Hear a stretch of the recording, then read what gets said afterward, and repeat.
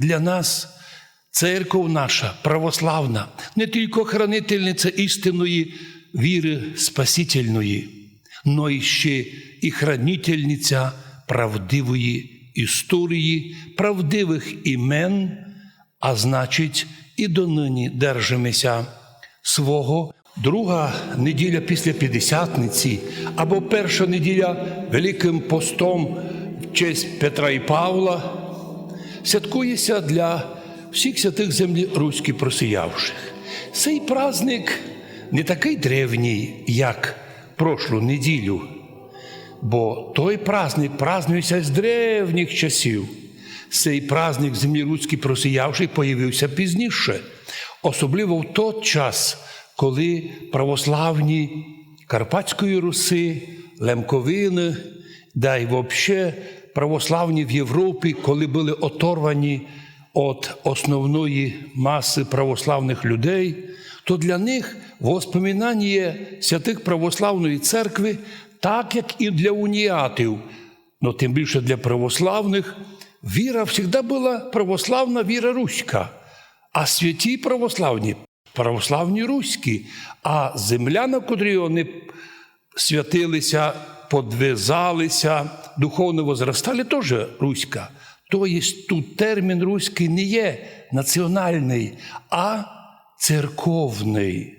А тому для жителів Закарпаття, Карпат, історичної Карпатської Руси, ми на ту землю, де прийшло православ'я від святих Кирила і Мефодія. Ми сокращаємо, ми говоримо не від Моравії, а від Попрада. Ціла Пряшівщина через наш край, через всю теперішню Україну, аж до Аляски.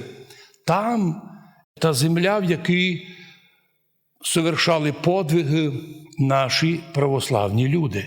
Мало того, в числі цих святих величайшу славу приобрели і святі, які вийшли із нашої землі. В першу очередь троє братів – Мойсей, Угрин, Георгій і Єфрем. Єфрем Новоторський основав один з древніших монастирів на севері, древніший, чим Києво-Печерська лавра. А сам Мойсей Угрин став першим святим Києво-Печерської лаври. На далекій Алясці православ'я приобрело велику силу. Там вперше у кінці 19 віка був єпископом Тихон, будучи патріарх. І от, будучи, має такий термін североамериканський і алеутський, від Алеутських островів, він вперше зустрівся з нашими людьми, котрі вийшли на заробітки з-під Карпат в Америку. І там вони, будучи вдома уніяти, у Америці стали православними. І тоді вперше єпископ Тихон і другий єпископ Алеутський і Аляскінський сообщали їм, що тут є православні. Но діло в тому, що тоді ще Аляска не була американська. Тоді ще Аляска відносилася до Російської імперії. Так от, іменно там, на далекій Алясці, ми кажемо, от докуди доходили наші проповідники. Крім того, сьогодні святкує церква ще один праздник – Собор Афонських святих. Казало бися, тут уж наших повно, а єлі на Афонських, в соборі Афонських святих хтось із наших древніх жителів Карпатської Руси, русинов, виявляється, є. Причому декілька. Собор Афонських святих многочисленний, там в основному греки, але є там і серби много, виходці Болгарії, а також виходці з Карпатської Руси. Но один із святих особливо нам важливо вспомнити. Російська історіографія, українська, може і білоруська, уви, коли вспоминають древніх русинів, завжди собі приписують. Одні то були росіяни, другі то були малороси, треті білороси. Однак вони не були ні одні, ні другі, ні треті. Вони чітко мали своє ім'я русин. Пантелеймоновський великий монастир, там є так називаємо костниця. Отдільна велика така нека пещера, здання під берегом, де зберігаються останки святі та черепа. Що ж робили афоніти? Вони на чоло черепа писали ім'я святого і національність. Та тільки і донині, як і в древності, для Афона русини були русини, не малороси, не білороси, не великороси. Хоча іноді читаємо на чолах тих мощей Афанасій Русин, Андрій Русин, і Йоганн Русин, і Сергій Карпаторос і так далі, то і нині в числі собора Афонських святих числиться Констанцій Русин. Правда, його приписують, що він великорос, другі слідователі – малорос. Но ні один, ні другий не праві. Діло в тому, що Констанцій міг бути як русин із Карпатської Руси, коли у Києві образувалася Києво-Могилянська академія, і туди перейшов Петро Могила, а Петро Могила мав русинське коріння, він прийшов з Молдавії і обоснували першу велику академію, то в числі тих міг бути і прийшовши ту школу і Констанцій. Іменно тоді, закінчивши Києво-Могилянську академію, звісно, його вже могли восприймати ілі малорос, ілі великорос. Но він був виходець із Руси Карпатської, русин.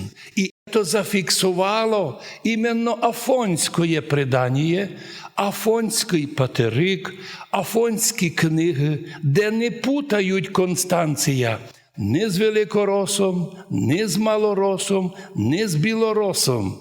Там чітко написано Констанцій Русин. Чудні діла Божі, но ще могли бути включені у патерик Афонський ще один святий. Уже в 20 віці, у 1970-х роках, коли Совєтський Союз, а держава атеїстична, гнобила православну церкву, і коли вмирали монахи на Афоні Руського монастиря, то комуністи не пущали нікого туди з хлопців, і монастир помаленьку тратив численність. Дійшло до того, що в монастирьові могли взагалі прекратитися монахи руські. Що произошло у 20-х роках? Після 1919 року Карпатська Русь стала частиною Чехословакії, і усі жителі Карпатської Русі, русини, отримали паспорта, і в котрих було написано «Русин». Но по-латинськи читалося на перших буквах «Рус», тому греки завжди восприймали, що русини – це руси. І от, попавши на Афон, примерно 20 хлопців пішли і стали насельниками монастиря Пантелеймонового. Коли вже не було там монахів, вони образували общину, з себе вибрали ведущого архімандрита, другий став економом, третій став організатором роботи і інформації, щоб сообщати у Афонський совет, що тут порядку у все. Так тяжкі часи спасли Руський Пантелеймоновий монастир, іменно наші хлопці з паспортами Чехословакії, Подкарпатської Руси, но котрих там рахували за руських. Греки так лише вже потирали руки, скоро всі монахи повмирають, то вже забрали скіт один, бо не було вже монахів там руських. Руські це були всі, котрі були із Святої Русі. А от тут то наші спасли ситуацію. І на нині от тот монастир Пантелеймонов один із наймногочисленних, найвеликий і найкрасний, бо найбільше паломників приходило саме і тоді, і нині. Що нам важливо розуміти? І в праздникові неділя всіх святих землі руській просіявших, і собора Афонських святих, котрий празднується в сьогоднішній неділяшний день, є наші святі. Ну, ми ще раз підкреслюємо, не російська історіографія, котра всіх списує на росіян, не українська історіографія, котра видить усіх лише малоросами, не другі не залишають правильної назви нашим предкам. Ну, така уж ситуація і нині. Не хочуть то слово чути даже. Ну, правда є правда. І святий Афон принципіально ім'я наше держить чітко на чолах святих останків. Чітко написано Русин, Русин, Русин, Карпаторос, Русин, Русин і Констанцій Русин.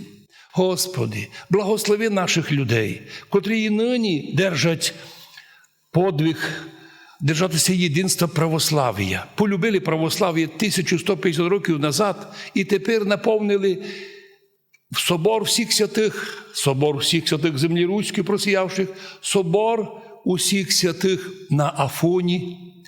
Для нас церква наша православна не тільки хранительниця істинної віри спасительної, но і ще і хранительниця правдивої історії, правдивих імен, а значить і донині держимося свого, бо лиш так поступаючи. При всіх імперіях і державах ми були громадяни, вірні, розумні, законопослушні. Ну, а і сьогодні ми любимо свою державу, красно вивчаємо державну мову, але держимося древнього православ'я, з котрим ми войшли колись, і нас увели у 45-му році насильственно, вирвав нас із Європи, приєднав нас до Совєтського Союзу. Ну, ми вже тоді були і народ, і зі своїми юридичними даними, а головне, зі своєю Карпаторуською, Карпаторусинською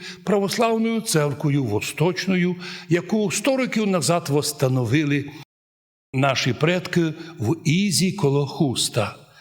Господи, благослови наших людей, щоб всі святі, котрі посіяли по цілому світу, котрі посіяли на руській землі від Попрада до Аляски, і ті, котрі подвизалися і встановили православ'я у нашому краю, щоб Господь молитвами їх і нам поміг бути твердими православними, свідомими православними, не перепуженими або кимось купленими. Нас купив Христос, нас облагодательствував Господь Спаситель, і вже ми навіть життя своє не мислимо інакше вні церкви православної, бо лиш так поступаючи, ми діти Божі, а у вічності наслідники, в'єдно со святими в землі руській просіявших, в землі Афонській на Афоні просіявших і в землі Запорожській просіявших. Амінь.